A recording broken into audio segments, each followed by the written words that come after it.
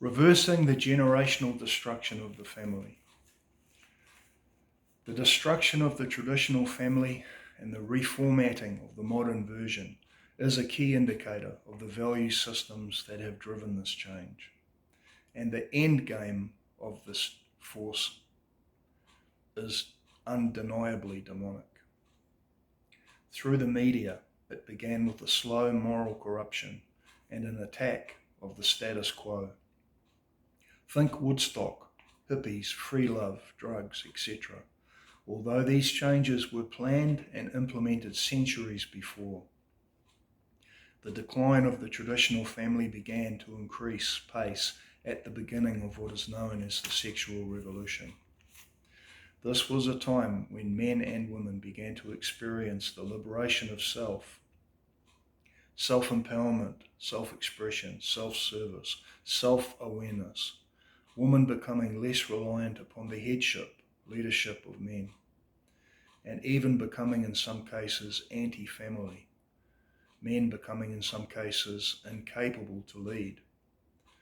The self-march eventually leading both to the two final and terminal stages of self, self-delusion and self-destruction. One-parent families becoming commonplace. Just as the liberal femme movement began to implode, the enemy acted again to change the governance of this revolution. Fringe elements everywhere becoming mainstream and empowered and emboldened to take control. Uncontrollable in their drive to take power and change society as we know it. They have now gained control of the West and demand our approval or our destruction. The current situation from a biblical perspective is that while victorious in its long battle to remove rightful biblical ascribed headship of the man from the family, the modernists, women included, have been granted autonomy and are now, in a secular sense, competing with men and the fringe elements for control and the acquisition of resources. The family caught in the middle of this struggle.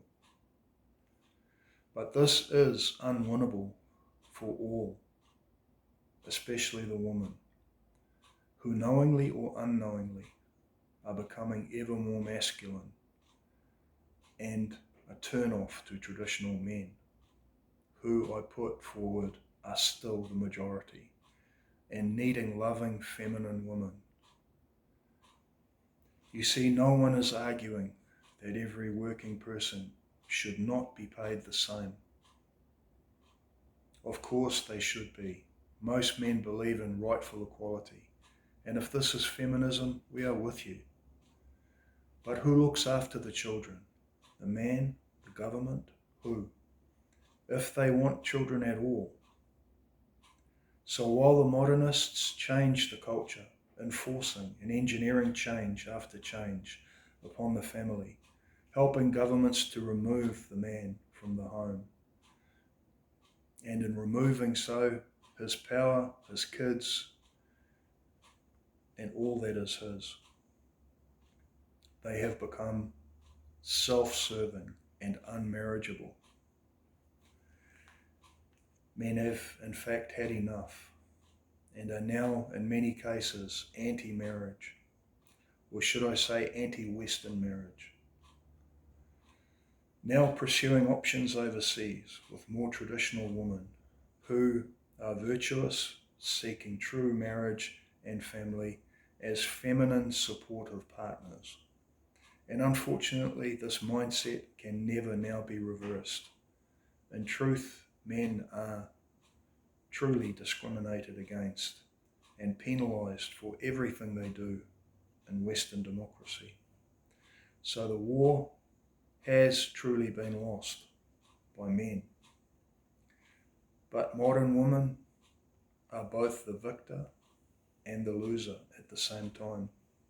And now we see the establishment of fringe set to take control. As the power vacuum has now been filled, idiocy takes over. Idiocy of the left and godless people. Men will just move on. Despite the cultural decay of the West, they will find foreign women, foreign brides to marry, and they will live happily. But the Western women will be stuck alone because they are become unmarriageable. They can get dates and people interested in them for sure, but as they age and become increasingly dominant, no man will want to marry them, especially not godly men. This is quite simply the destruction of the West as we know it, and it's happening from within. A destruction caused by cultural revolution against Yahuwah the Father himself.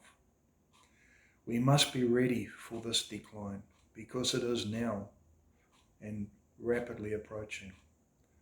Irreversible, and only one thing can save us, and that is headship in Messiah.